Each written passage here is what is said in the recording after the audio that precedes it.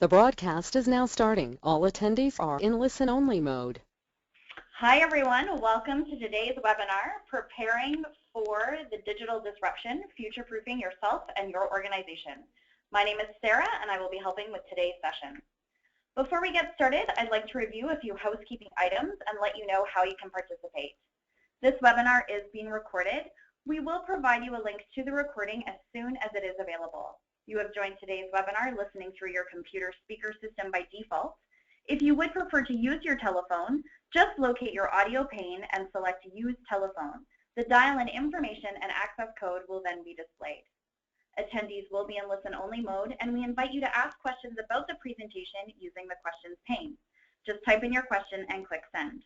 At the end of the webinar, we will do a Q&A session and take as many of your questions as possible. Now, let me introduce you to our speakers today.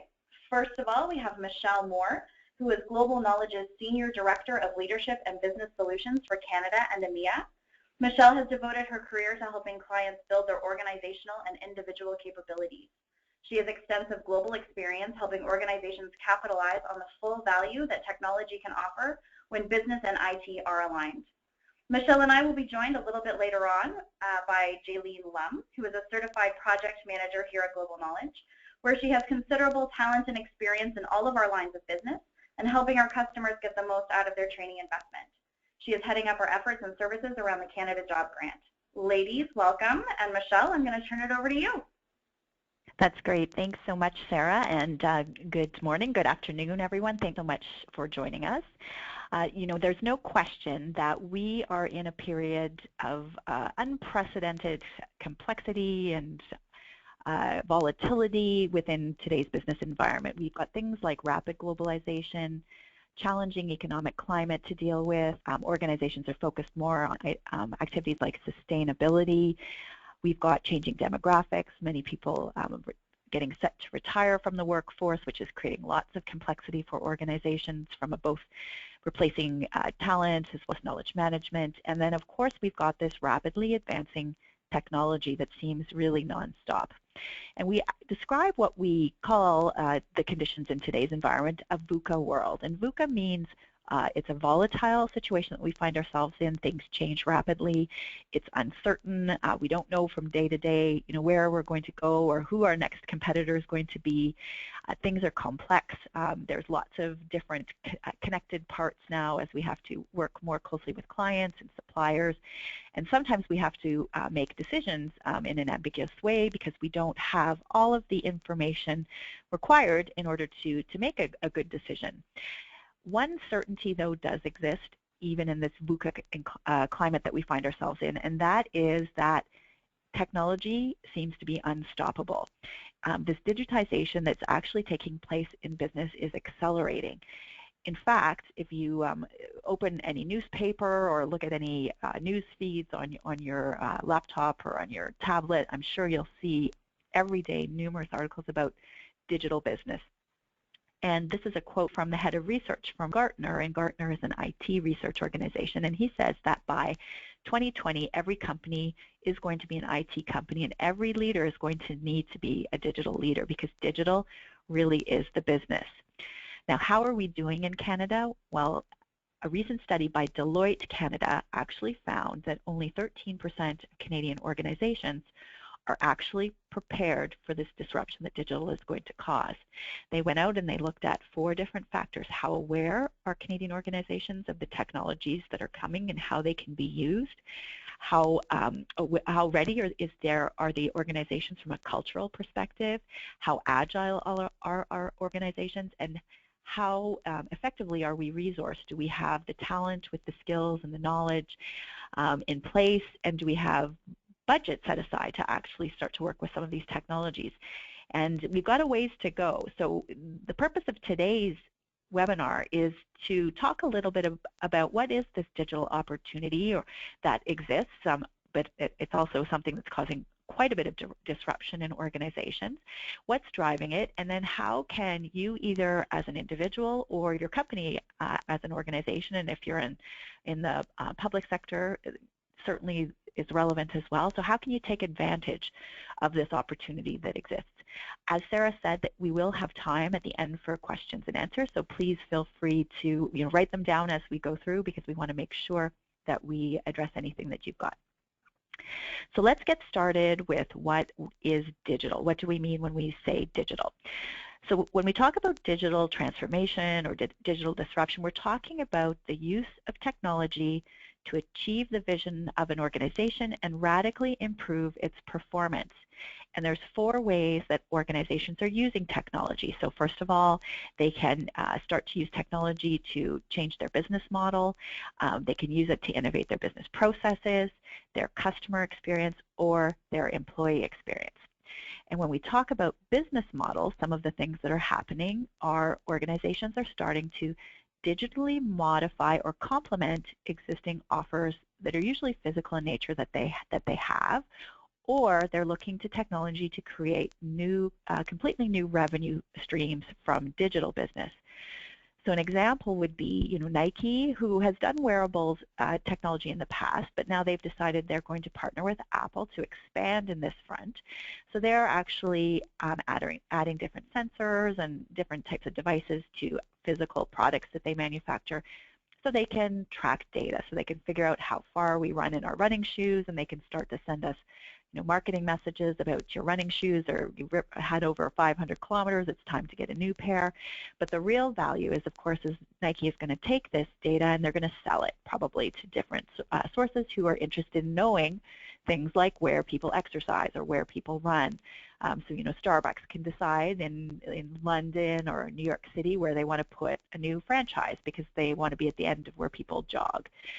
So that's an example of how business models are being changed to different types of products or services that use technology. IKEA is another example. My kids saw this, they thought it was brilliant that we should have one for every room. IKEA has actually modified some of their standard products like tables and lamps to actually allow for charging of your wireless devices. So you just put your mobile phone down on a little X on a lamp or on a table, and it actually charges the device for you. Now, organizations are also changing their business processes because of new advancements in digital and technology. So sometimes they're actually digitizing a process that used to be done manually. Sometimes it's just about giving people tools to do things in a more productive way.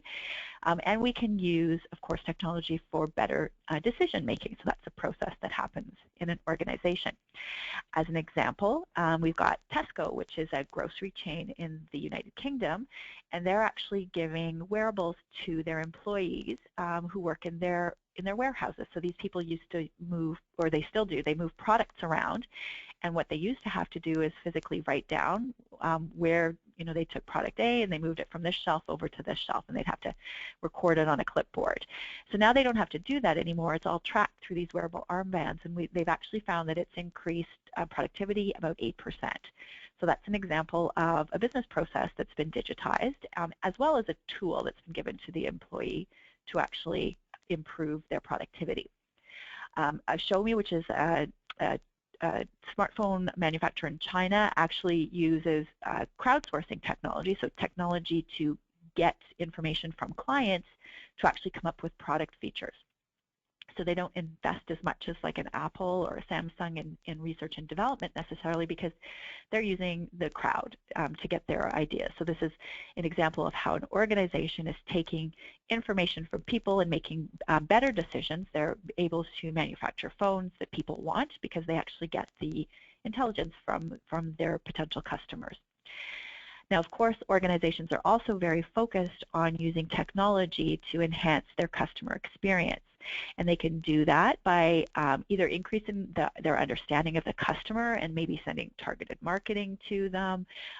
They can provide, again, new sales opportunities, so enhancing customer experience by offering them another product to go with it, or just increasing the touch points that that customer might have to strengthen the brand recognition and the attachment that the customer, the loyalty that they have to that brand. So an interesting example of of an organization that's doing this is Miami International Airport. They're actually using beacon technology, and they've developed an application.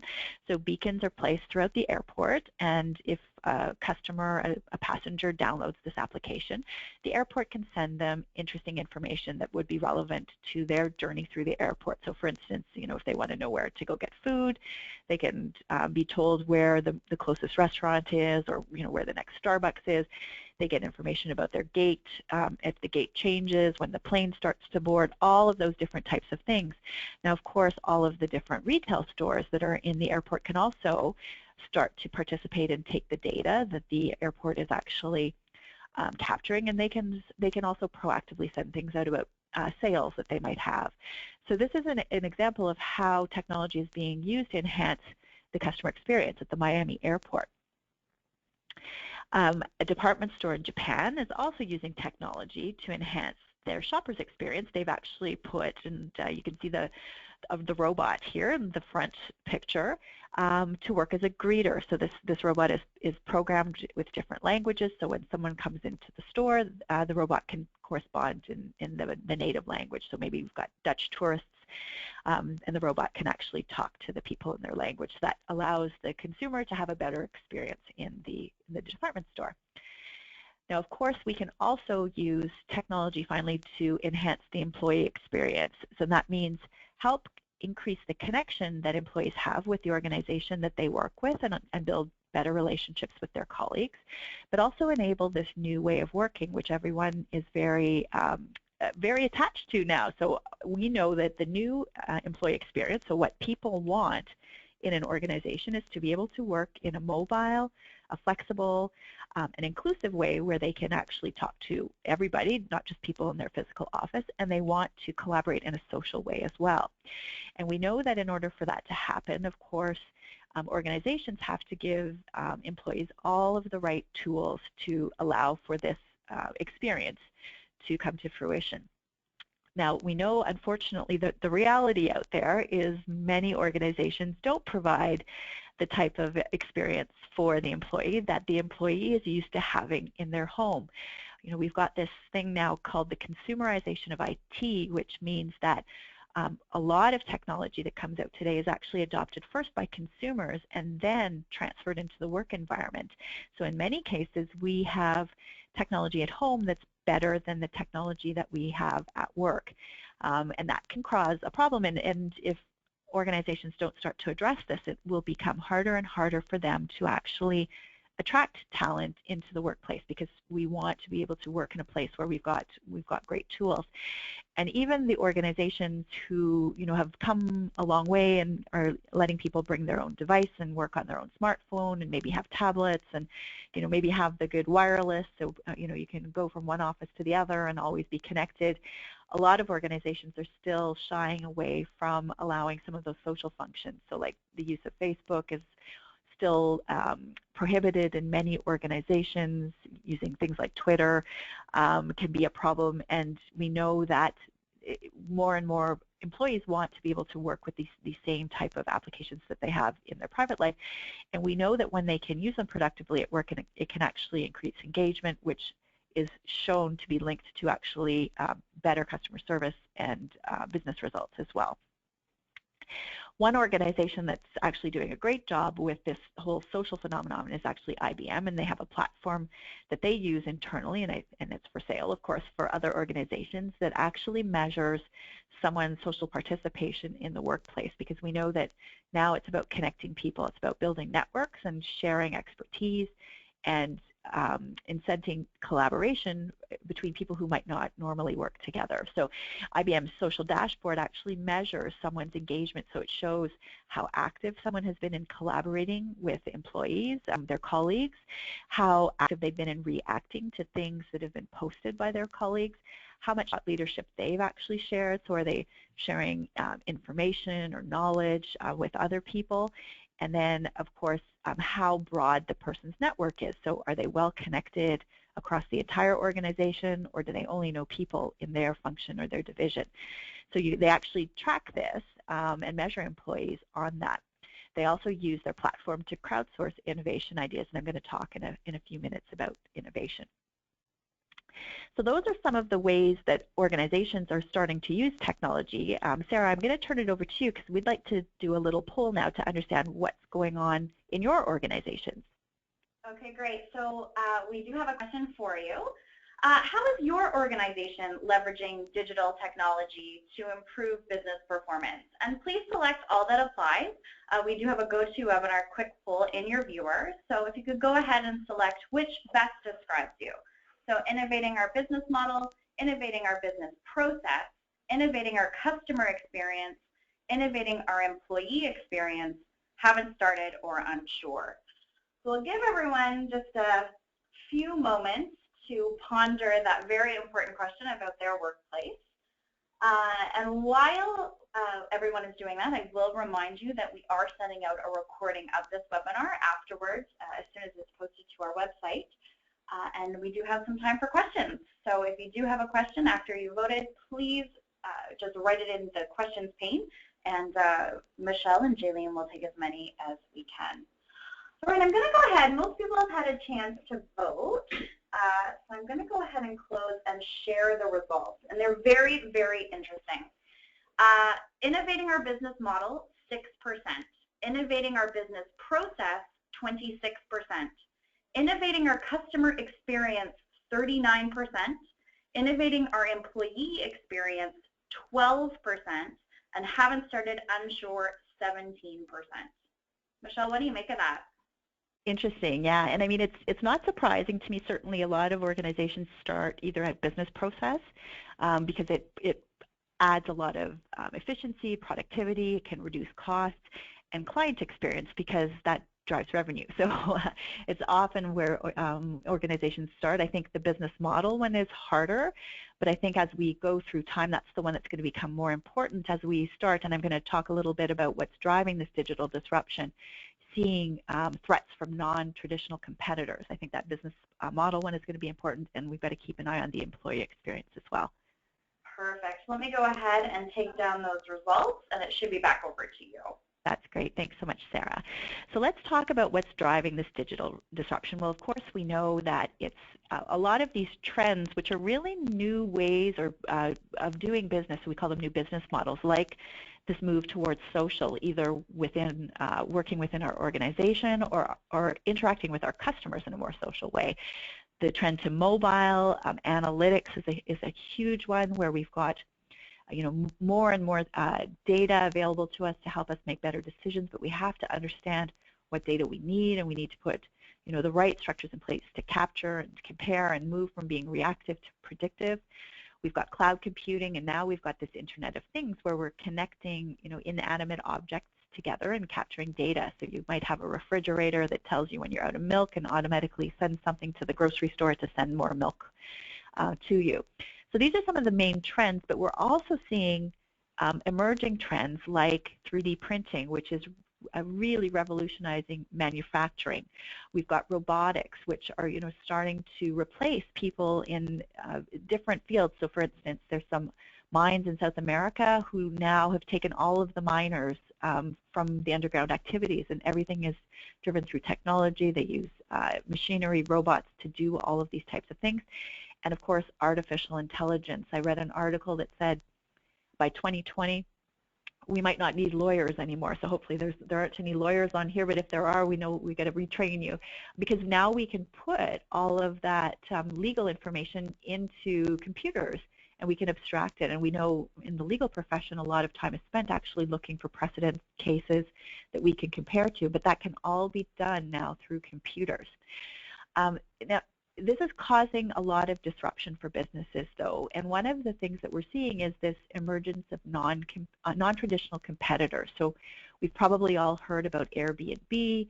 You can go online, and if you're going to go to France, you can book a stay in someone's house instead of booking a hotel room. And this has been really disruptive for the hotel industry because, of course, Airbnb can offer something at a lower price. But Airbnb has also been able to do in 3 years what it took one of the largest hotel chains almost 70 to do. So Airbnb right now has over 1 million rooms on a worldwide basis. The largest hotel chain has just under 700,000, but it took them 68 years to get to that. So we see how quickly something can come into an industry now and actually radically change the business model. Uber is another example of that, where it's really disrupting the taxi industry. And now I live in Toronto, and I've seen ads on television actually from the Taxi Cab Association trying to scare the consumers and say, if you ride in a licensed taxi, you're insured if there's an accident. Do you know what you get with Uber?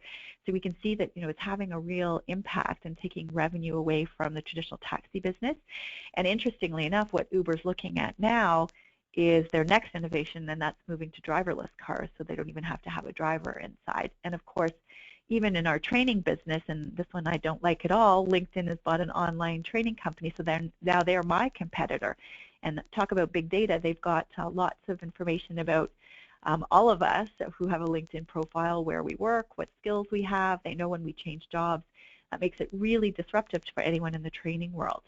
But it's not just some of these industries that we've talked about. It's everywhere. In fact, banking is one of the ones that is going to be hardest hit. One of my team members sent me yesterday a link to something about there's a new company coming in in British Columbia that is going to offer kind of banking as a service. So they're not a bank, but you can get an application and do all of your payments through them, and they invest the money that you've got in a bank for you, but you're just buying their service. So really interesting. We've seen things like Kickstarter really disrupt commercial lending. So it used to be if you wanted to start a business, you'd have to go to the bank and get a loan, and now of course you can crowdsource funds.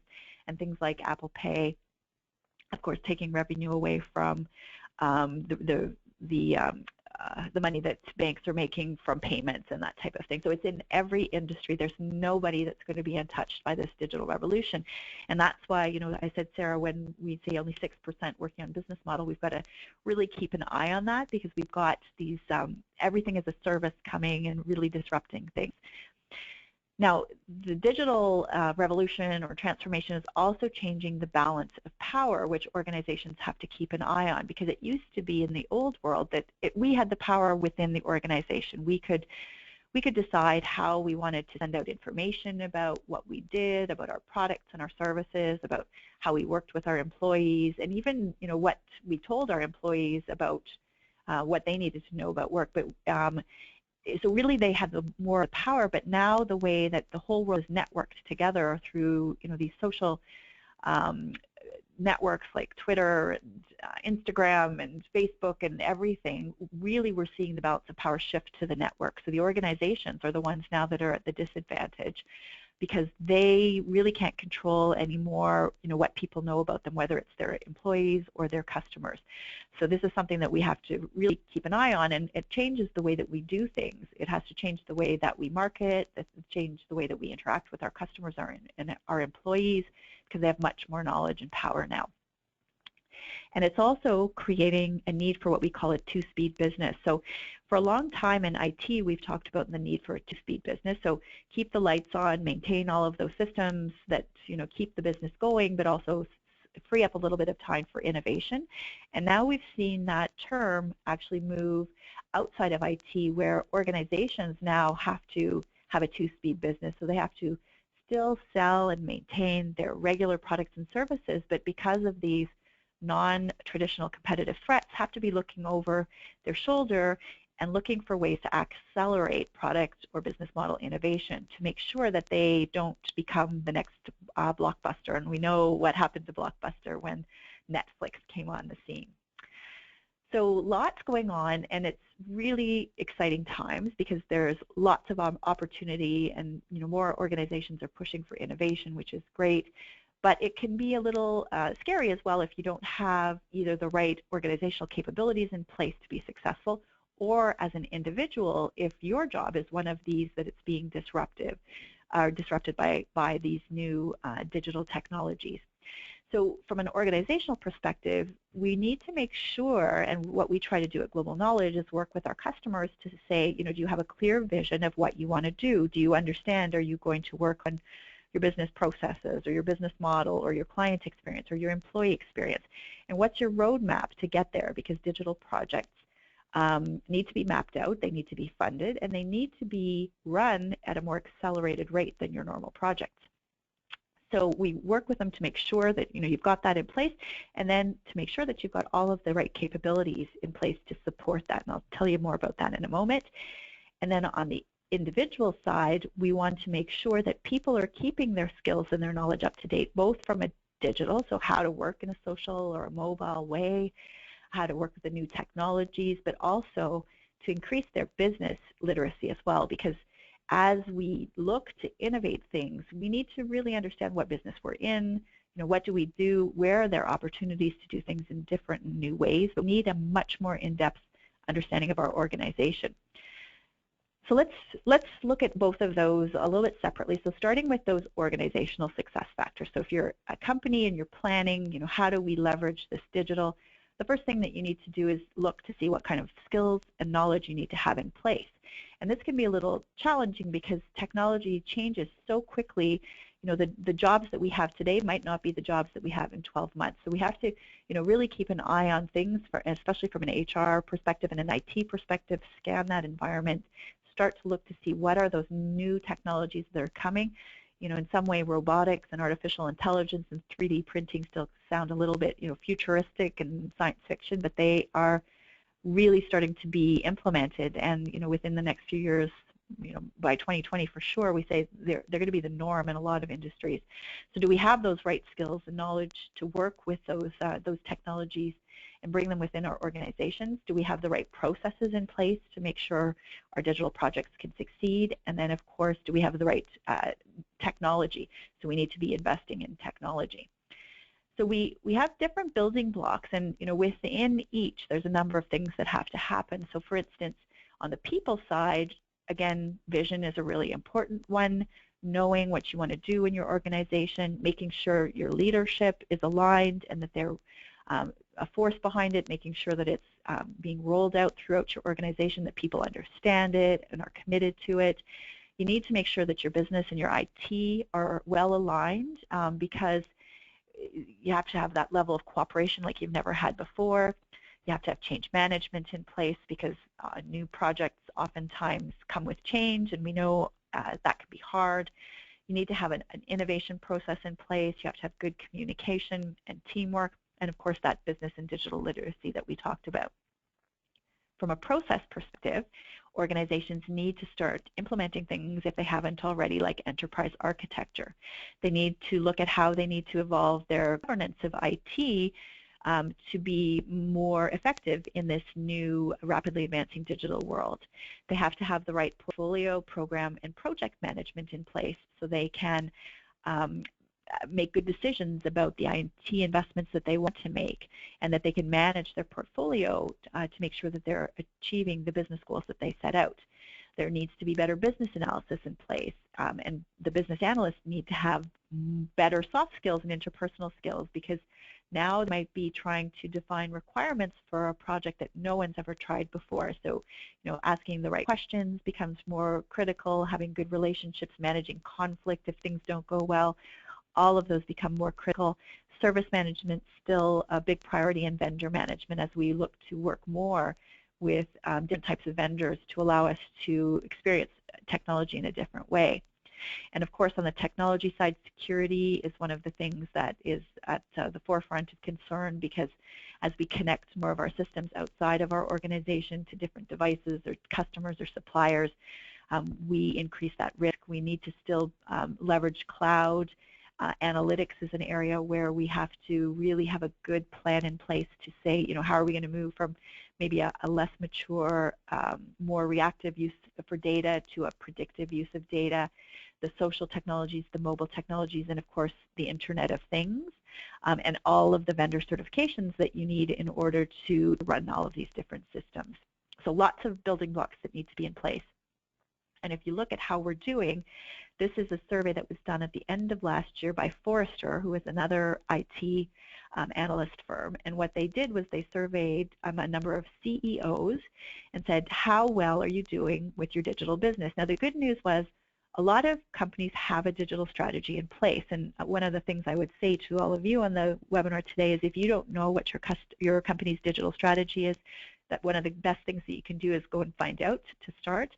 But what these CEOs told us is only 19% think that they have the right technology in place to actually execute their strategy.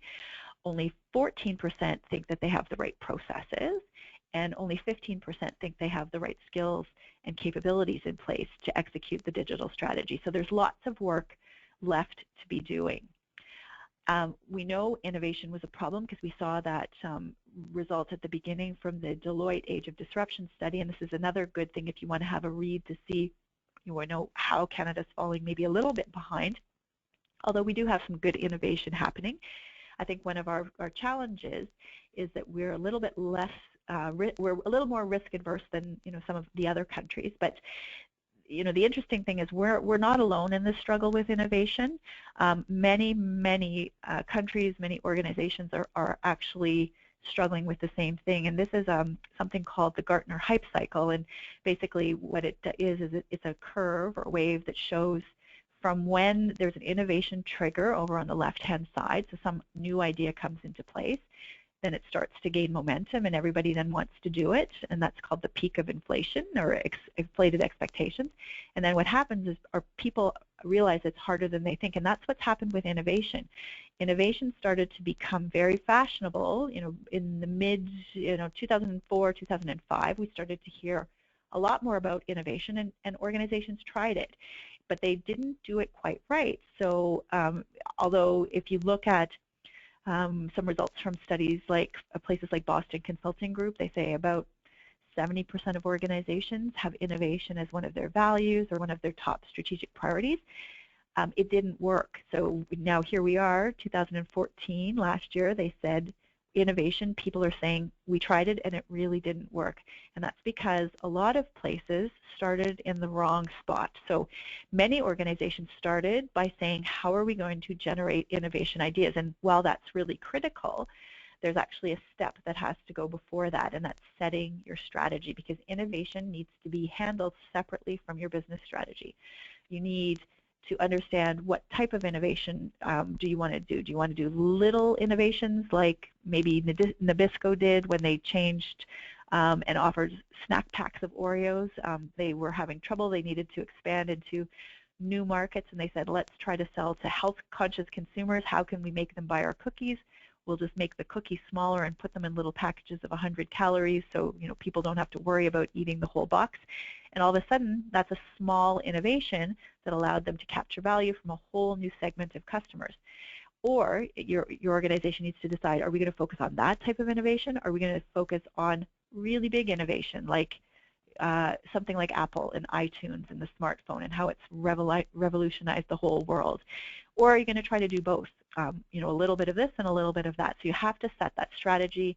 You have to put new and different governance in place for making decisions, for accelerating projects, for measuring success, for building the right culture to support it. And that's the step many organizations actually missed. Now, generating and selecting the ideas is good, and many organizations, as I said, have done that, but where sometimes they've missed is maybe they only try to get ideas from inside, and more we need to really involve our customers. We need to make sure when we're implementing innovation that we are as fast as possible, because especially if it's a new product, first mover can capture up to 60% more value by getting to market first, and they usually enjoy about a 5 to 7 month time frame over when someone else comes into market, although we're seeing that reduce. But speed is really the key to getting your process, your product, whatever it is that you're trying to launch implemented. But it's also speed is also the key to failure, and we have to realize that with innovation will come failure. This is a picture of the first iPhone from Apple that never got launched. Good thing, doesn't look so good. This was, I think, about 25 years ago. But failure is part of innovation, and I think from a Canadian perspective, that's where we're not quite as comfortable with the failure. So we have to make sure, if we're innovating, that we have processes and controls and measurements in place that if it's not going to work, we find out as quickly as possible, and we also fail as quickly as we can. Because that's really the reality of innovation, is about 7 out of 10 ideas won't work, and we want to find that out as quickly as we can. We also need to make sure that when we launch, if we do get through that implementation phase, that we're launching, that we're measuring, and that we're sustaining that innovation, because we need to then keep that pool of ideas coming. And I think, again, that's sometimes where we have challenges. If you think of, BlackBerry was a really innovative product. I remember getting my first BlackBerry, revolutionary, but they had trouble coming up with that next best idea, and there were lots of followers into that marketplace of that device where you could use it for work, and then of course we had Apple bring it into the consumer world, and BlackBerry really struggled to come up with that next new innovation, and that happens a lot in Canada. And then, of course, occasionally you have to go back and you have to set your strategy over again just to see how things have changed. So that's one thing that we can do if we want to have a good success with this digital, is make sure we've got that good innovation process in place, as well as all of those other building blocks. Now, from an individual perspective, you also have to make sure that you are personally keeping up on the skills and knowledge that are required. So first of all, making sure you've got those interpersonal and personal skills that are required, that you stay relevant in the technical skills that are related to your work, as well as making sure that you are able to stay focused on the business, that you understand that business strategy, because that's a really critical part of it. And hopefully you don't have, there we go. I pushed the wrong button here for a second. There we go. I seem to be frozen here, Sarah. Oh, there we go. All right, so let's just spend the last few minutes talking about the business literacy and the digital literacy, because the interpersonal and personal are really critical. Better communication, influence, all of those things, but these ones are ones where you can really make a difference. So whether you work in IT or in a non-IT function, having a good understanding now of your industry is becoming more critical to say, what are your competitors doing? What are your customers wanting? So like understanding your customer preferences, and then of course understanding your business model and your strategy and how success is measured. That's becoming really critical, because as we have to come up with new ideas, we have to know what we're doing now, and we have to be able to see how effectively we're doing in those areas. And then we look to say, okay, where's weaker performance? What can we do differently? What can we innovate to come up with a better way of doing things? And then this digital literacy, of course, is equally as important, because we have to show that we can work in these virtual, mobile, social ways. And we need to, if we're not in IT, have a good understanding of how corporate technology is different than consumer technology, because this creates lots of issues. Because if you're not in IT, you come into work and you want to have the exact same experience at work that you have at home.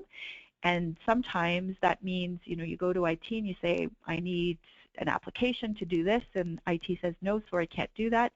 So instead of just living with no as an answer, what people are doing now is they're buying things from the cloud, which is then further complicating our IT situation, our architecture that we have in our organizations.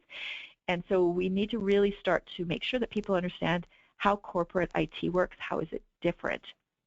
One of the tools that we actually teach as part of these programs is to help people understand their organization better.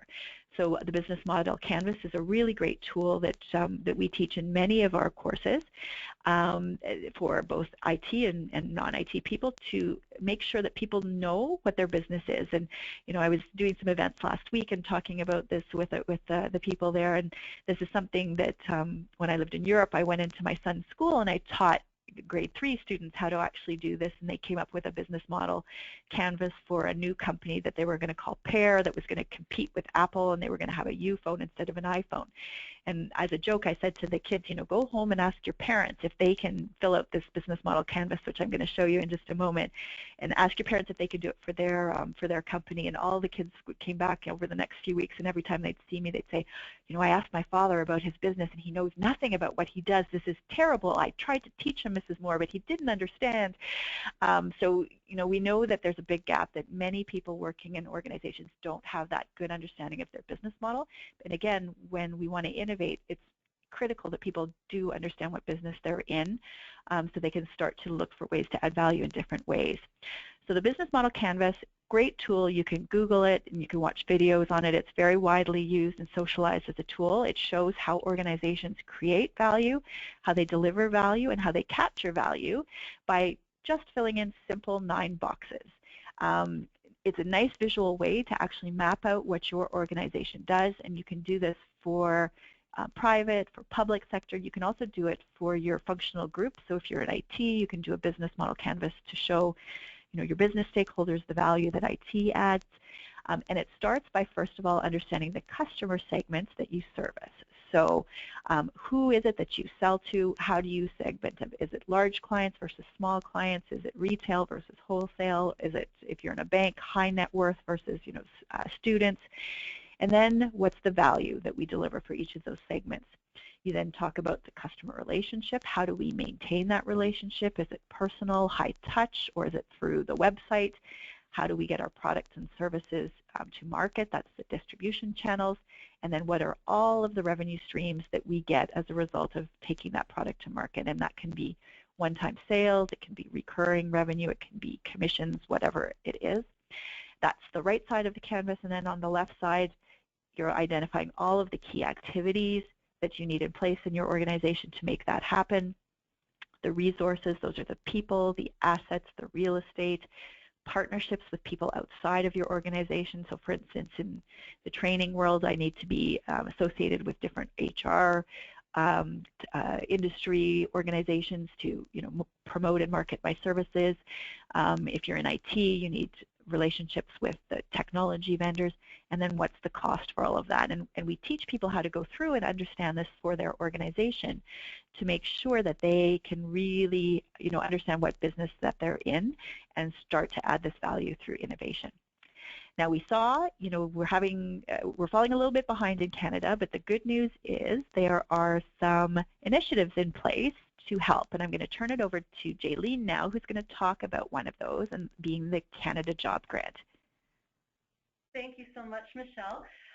So as Michelle was saying, we're going to be talking about the Canada Job Grant and preparing for a digital disruption using that grant, what you can do now to prepare for the future. So the first slide here, we're going to talk a little bit about what the Government of Canada is doing. The Government of Canada has recognized that Canadian employers and the Canadian workforce needs to be remaining competitive in a rapidly changing global economy. So that competitiveness depends on the skill levels of our workforce. And in doing so, they've developed a program to address Canada's need for innovation and digital skills transformation. What is the Canada Job Grant? Well, it's a Canadian federal program that was introduced in 2014, and it was designed for employers who need to train new or existing employees for new skills. The key words in that paragraph there are for employers. It's not for employees per se, it's for employers to kind of take charge of determining where their company's future will go. The Canada Job Grant is $500 million of funding each year for the next 6 years. It's a total of $3 billion, and it's supported by private training vendors, community colleges, career colleges, trade union centers, and all this funding is through the budgets that are released every April 1st. So who is eligible? Well, there's lots of different organizations, all profit and non-profit industries and businesses, everyone excluding the government agencies of any size or sort. So anything that has government funding, whether it be municipal, provincial, federal, is not included, but all other profit and non-profit industries.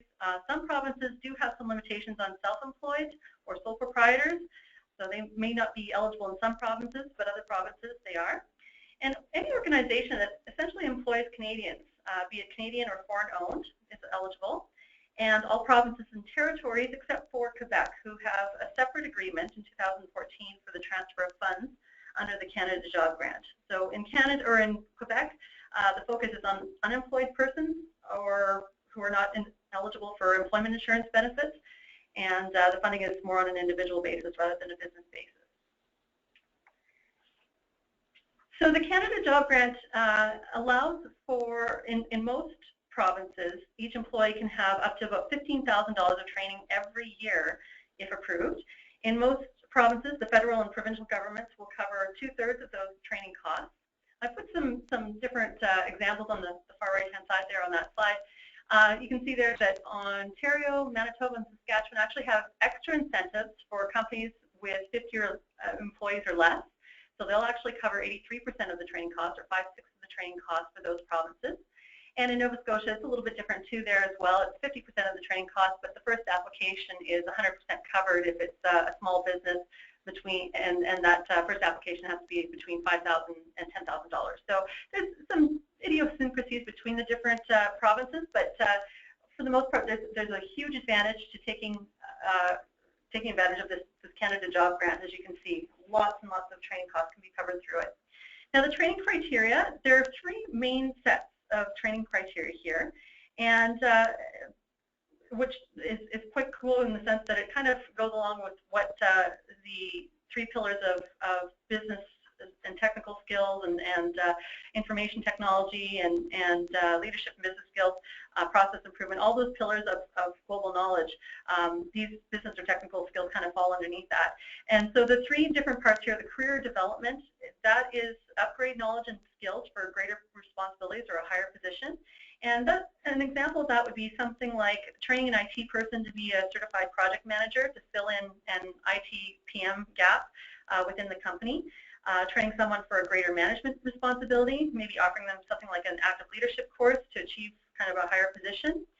Another type of training criteria is maintenance or refresher, and that type of training would kind of fall under things like training a person to upgrade their skills to coincide with the upgrades of new hardware, servers, workplace methods, things like that.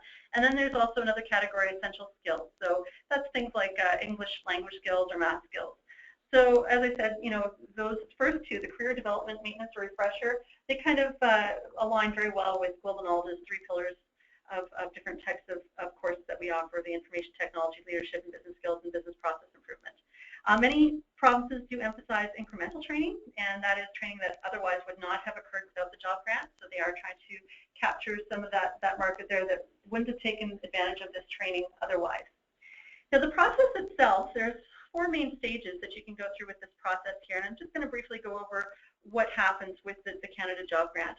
Before you apply, you're going to identify the training needs for each employee, and you select a qualified training provider such as Global Knowledge, and you get a quote for the training plan, a little bit of a path to what kind of training you're looking for, and you choose things like the training dates, and usually we advise people to choose dates that are 30 days out from the point of your submission. We'll get into that a little bit later on there. The application process itself, most of the applications are actually online and can either be filled out and submitted online or filled out and printed and mailed across Canada here. And the application is sent to either the service provider or a provincial ministry office. And once that ministry office or service provider approves that application, they'll send a reference number to the company, and that reference number is used throughout the rest of the process. You may have to fill out another participant registration form, things like that. But once that application is approved, at that point you're able to put an employee into a training course. Now the training and reimbursement process, you pay for the training, so you pay the training provider for the training, and you complete and save the reimbursement form that the province gives you, and you include all the original receipts. You complete forms like electronic fund transfer forms. You submit those forms and receipts to the ministry office, and then you'll receive either full or partial reimbursement, depending on the province. Sometimes, like with Ontario, it might be 85% beforehand, 15% afterwards. In some other provinces, it's 50-50. So that'll give you the first reimbursement right there. And then the final step is the employee actually takes the training and gets a certificate or a credential from the training, and then you submit the last form, which is a completion form and certificate, to receive the remainder of the reimbursement. And so that's the typical process that goes on for the job grant application. And just as an example, we've kind of put together kind of a case study here for Company X, and just to kind of reiterate some of the main points from the previous slides. So this example is for provinces that offer, say, 2/3 of the government job grants back to the employer, such as Alberta or New Brunswick, PEI, Ontario. As mentioned before, there are more incentives if the company is less than 51 employees, like in Saskatchewan, Manitoba, and Ontario, where they would get 5/6 of it. But we're going to stick to a very simple sample of 2/3, just to make it easy. So Company X has a need for a project manager for their Office 365 implementation, and Bill Smith is a Microsoft Server administrator but doesn't have the project management skills. So the cost of project management training is $1,500. The company applies for and receives a Canada Job Grant for $1,000 for their province. If Company X pays for the training to the training provider, so that's the $1,500 going to the training provider, and then Company X is reimbursed by the provincial government for $1,000. And Bill gets the training for a new job, and Company X gets the right skills for a successful Office 365 implementation. Just a little quote now from our company president, Scott Williams. Our goal in this program here is to help employers with the process of applying for the job grant. As an authorized training partner, we want to make it easier for our clients to get the training they need to empower their organization and their people in this era of rapid transformation. So what can we do as far as global knowledge? What's our value? The Global Knowledge Job Grant program is in place to increase the probability of clients successfully obtaining grants. We're helping clients strategize and identify their training needs in regards to the Canada Job Grant program. And we provide kind of a one-stop source for all provincial programs with a full course catalog. If you're a national company, we can help you determine what you need to do on a province-by-province basis. I'll go to the next slide there. There's the other value here is simplifying that application process. We've got dedicated staff to help assist with the application, the initial application. And with different processes in each province, our staff is equipped with the tools and relationships to help streamline that application process. So we've had several discussions with ministries across the country and know what some of the pain points are that they're experiencing. And it kind of helps us to focus on how we can help our clients avoid some of those same pain points. So just as an example, in our first discussions with Ontario Ministry, they indicated back in March that they were rejecting actually 50% of all applications because the forms were not completed correctly, which was a very large pain point for them, but also for any clients that were submitting applications. So we've got a process in place where we can help our clients increase the likelihood of their application being at least put into the processing queue where the application would be determined as accepted or rejected based on the training criteria rather than being rejected for incomplete data right off the start. So we offer to look over the applications for our clients and help catch any potential issues that may be flagged prior to the application being submitted. So the next slide there, recommendations for your company. This is kind of what we're recommending for most people here. Just like Michelle was saying earlier, you need to have a clear vision and a roadmap of what you want to do in this digital transformation era here. So identify your training needs for 2015, 2016. Figure out what it is that you want to go within your company. So you're going to create a plan on a provincial level. Global Knowledge can help you put that together as your training plan there. And you're going to identify the courses that your staff are going to need, the number of participants, the priorities and type of training. Again, we kind of talked a little bit about career development training, refresher or new methods in technology training or essential skills training. And you'll need to know kind of what category your training that you're trying to request is going to fit under for that application form. So you're going to fill out your application form and gather information such as things like your Canada Revenue Agency number or corporate access numbers. Different provinces require different things in the application, so each application is a bit different from one to the next. And one thing to kind of really keep in mind is that there's a very finite budget allocated to the program. It's really wise to start now. As I had mentioned at the very beginning of this, the budgets do roll over again on April 1st, so you know, if a province actually runs out of their budget, you can reapply or try and get back into the loop on that for the Canada Job Grant in the next fiscal year. One note on that is that BC has actually run out of their budget and they are no longer accepting applications for 2015. So it is a good idea if you are interested in this program to start planning for it right now, try and get some courses in as soon as possible. And like I said before, you know, you have up to $15,000 per employee that per year that you can put into training, which is a great amount of money that can be dedicated to your training internally here. And so that's the Canada Job Grant in a nutshell. As far as questions, if you have any general questions about the Canada Job Grant or based on this presentation here, you can contact me directly at jaylene.lum@globalknowledge.com, or if it's an application process that you're looking at starting, canadajobgrant.ca@globalknowledge.com, and also we have a form that you can fill out on our Global Knowledge website there, on our globalknowledge.com website, that you can go fill it out go to that canadajobgrant.ca web email address as well. Perfect. Thank you, Jaylene. That was a lot of information, and we have a lot of questions coming in about the Canada Job Grant and about this presentation. So we have time for just a couple, and then we can get back to making sure that our companies are well prepared for the digital disruption. So the first question, Michelle, is for you. What about government? What special things do we have to take into account about government and government employees? Is it different? Is it the same than some of the corporate challenges that you described in the presentation today?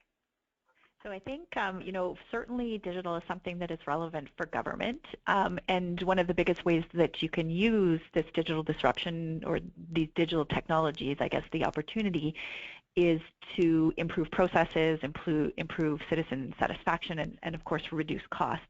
There's lots of examples of how governments are using this around the world, and if you want to see something really innovative, have a look at what Estonia is doing. They have, I can't remember, it's like 27 digital initiatives going on right now. One of them that they started a number of years ago was actually being able to vote online, and now they're actually doing e-citizenship, so people from around the world can apply to be an Estonian citizen and take advantage of all of the things that come along with that, so access to bank accounts there. So, you know, there's lots of stuff going on, and the building blocks are exactly the same. So we need the same thing from a people, from a process, and from a technology. Of course, the business model is maybe not what's going to change, but those business processes and the citizen experience is really where you're going to be focused. And don't forget the employee one being really critical as well, to make sure that we're attracting the talent to work in the government agencies. Perfect. So if you could just take out your crystal ball now and tell us, you know, the jobs of the future. I mean, yeah, we must have some idea of what kind of jobs people are going to be looking forward to, but I'm guessing that we don't know a lot of what's coming. New jobs. Well, we never really know. I mean, I think I have a friend whose daughter said she wanted to go into social media law a few years ago, and the mother thought she was crazy. And now, of course, this is, you know, one of the hottest topics that there can be out there.